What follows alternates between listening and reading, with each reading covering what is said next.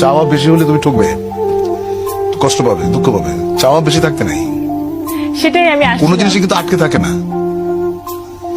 জীবন তার মতো করে চলবেই, কোনো কিছু আটকে থাকে না, নাথিং।